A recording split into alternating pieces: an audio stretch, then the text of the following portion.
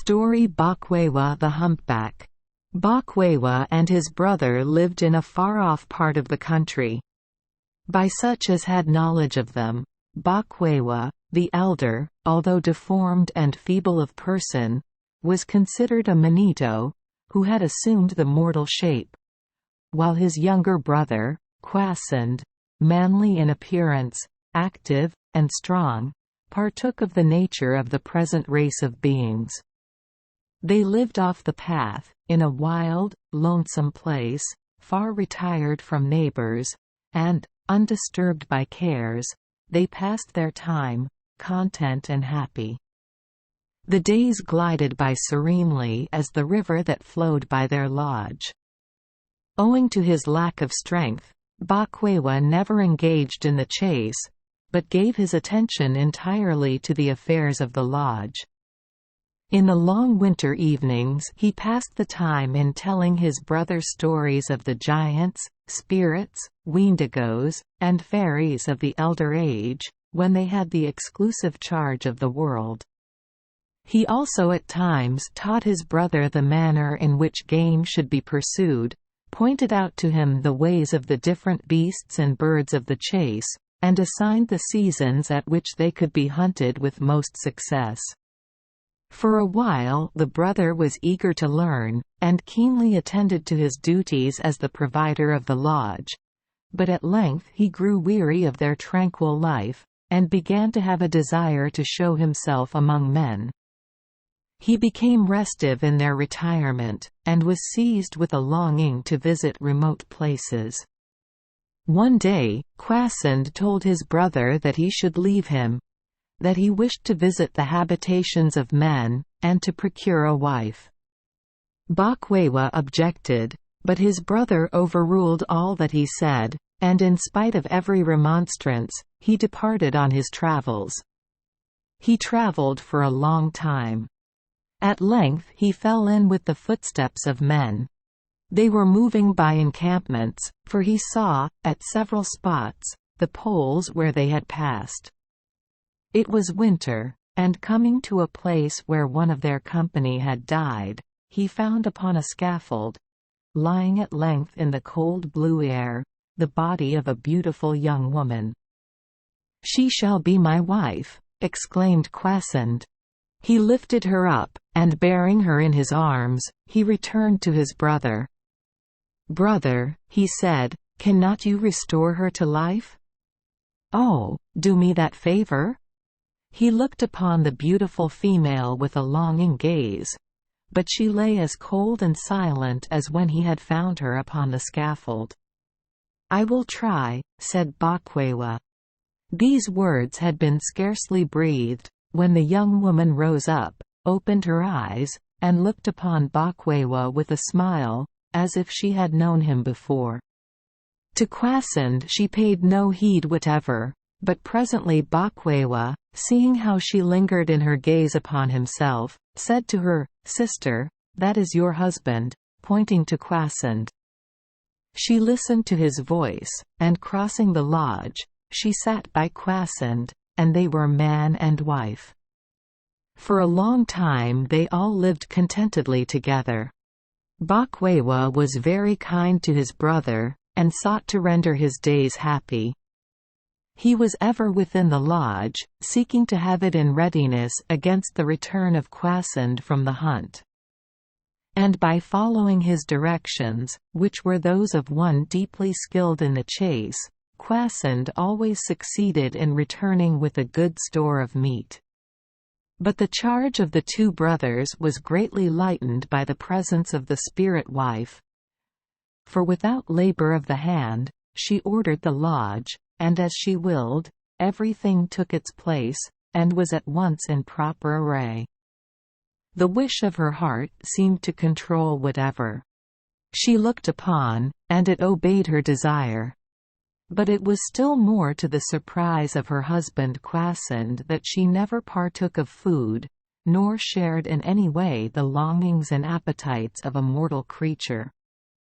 She had never been seen arranging her hair, like other females, or at work upon her garments, and yet they were ever seemly, and without blemish or disorder. Behold her at any hour, she was ever beautiful, and she seemed to need no ornament, nor nourishment, nor other aid, to give grace or strength to her looks.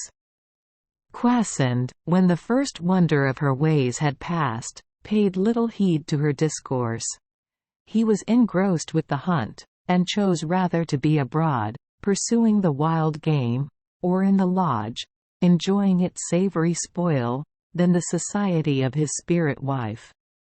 But Bokwewa watched closely every word that fell from her lips, and often forgot, like her, all mortal appetite and care of the body, in conferring with her, and noting what she had to say of spirits and fairies, of stars, and streams that never ceased to flow, and the delight of the happy hunting grounds, and the groves of the blessed. One day Kwasind had gone out as usual, and Bokwewa was sitting in the lodge, on the opposite side to his brother's wife, when she suddenly exclaimed, "I must leave you," as a tall young man, whose face was like the sun in its brightness, entered, and taking her by the hand he led her to the door. She made no resistance, but turning as she left the lodge, she cast upon Bokwewa a smile of kind regard, and was at once, with her companion, gone from his view. He ran to the door and glanced about. He saw nothing, but looking far off in the sky, he thought that he could discover, at a great distance, a shining track, and the dim figures of two who were vanishing in heaven. When his brother returned, Bokwewa related all to him exactly as it had happened. The face of Kwasind changed, and was dark as the night. For several days he would not taste food. Sometimes he would fall to weeping for a long time, and now only it seemed that he remembered how gentle and beautiful had been the ways of her who was lost. At last he said that he would go in search of her. Bokwewa tried to dissuade him from it, but he would not be turned aside from his purpose. "Since you are resolved," said Bokwewa, "listen to my advice. You will have to go south. It is a long distance to the present abiding place of your wife, and there are so many charms and temptations by the way that I fear you will be led astray and forget your errand. For the people whom you will see in the country through which you have to pass, do nothing but amuse themselves. They are very idle, gay and effeminate, and I fear that they will lead you astray. Your path is beset with dangers. I will mention one or two things which you must be on your guard against. In the course of your journey you will come to a large grapevine lying across your path. You must not even taste its fruit, for it is poisonous. Step over it. It is a snake. You will next come to something that looks like bear's fat, of which you are so fond. Touch it not, or you will be overcome by the soft habits of the idle people. It is frog's eggs. These are snares laid by the way for you." Kwasind promised that he would observe the advice, and bidding his brother farewell, he set out. After traveling a long time he came to the enchanted grapevine. It looked so tempting, with its swelling purple clusters, that he forgot his brother's warning, and tasted the fruit. He went on till he came to the frog's eggs. They so much resembled delicious bear's fat that Kwasind tasted them. He still went on. At length he came to a wide plain. As he emerged from the forest the sun was falling in the west, and it cast its scarlet and golden shades far over the country. The air was perfectly calm, and the whole prospect had the air of an enchanted land. Fruits and flowers, and delicate blossoms, lured the eye and delighted the senses. At a distance he beheld a large village, swarming with people, and as he drew near he discovered women beating corn in silver mortars. When they saw Kwasind approaching, they cried out, "Bokwewa's brother has come to see us." Throngs of men and women, in bright apparel, hurried out to meet him. He was soon, having already yielded to temptation by the way, overcome by their fair looks and soft speeches, and he was not long afterward seen beating corn with the women, having entirely abandoned all further quest for his lost wife. Meantime, Bokwewa, alone in the lodge, often musing upon the discourse of the spirit wife, who was gone, waited patiently his brother's return.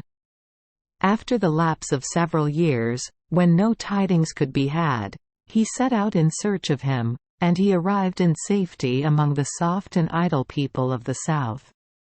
He met the same allurements by the way, and they gathered around him on his coming as they had around his brother Kwasind, but Bokwewa was proof against their flattery. He only grieved in his heart that any should yield. He shed tears of pity to see that his brother had laid aside the arms of a hunter, and that he was beating corn with the women, indifferent to the fate and the fortune of his lost wife.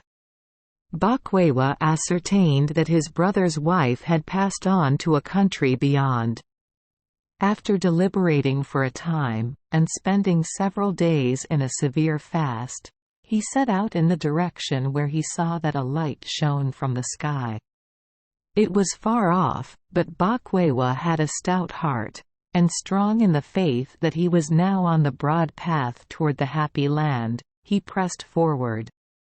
For many days he traveled without encountering anything unusual. And now plains of vast extent, and rich in waving grass, began to pass before his eyes. He saw many beautiful groves, and heard the songs of countless birds. At length he began to fail in strength for lack of food, when he suddenly reached a high ground. From this he caught the first glimpse of the other land. But it appeared to be still far off, and all the country between, partly veiled in silvery mists, glittered with lakes and streams of water. As he pressed on, Bokwewa came in sight of innumerable herds of stately deer, moose, and other animals which walked near his path, and they appeared to have no fear of man. And now again as he wound about in his course, and faced the north once more, he beheld, coming toward him, an immense number of men, women, and children, pressing forward in the direction of the shining land. In this vast throng Bokwewa beheld persons of every age, from the little infant, the sweet and lovely Penezi, or younger son, to the feeble, grey old man, stooping under the burden of his years.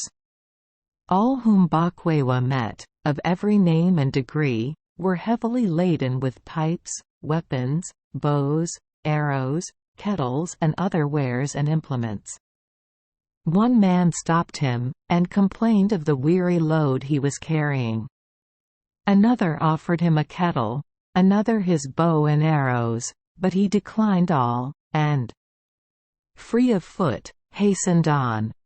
And now he met women who were carrying their basket work, and painted paddles, and little boys, with their embellished war clubs and bows and arrows, the gift of their friends. With this mighty throng, Bokwewa was borne along for 2 days and nights, when he arrived at a country so still and shining, and so beautiful in its woods and groves and plains, that he knew it was here that he should find the lost spirit wife. He had scarcely entered this fair country, with a sense of home and the return to things familiar strong upon him, when there appeared before him the lost spirit wife herself, who, taking him by the hand, gave him welcome, saying, "My brother, I am glad to see you. Welcome, welcome. You are now in your native land. Thank you for joining us for today's fairy tale. We hope these stories bring joy and meaning to your day. If you love our channel, please hit the subscribe button so you won't miss any exciting tales. Wishing you a good night and sweet dreams. See you in the next story.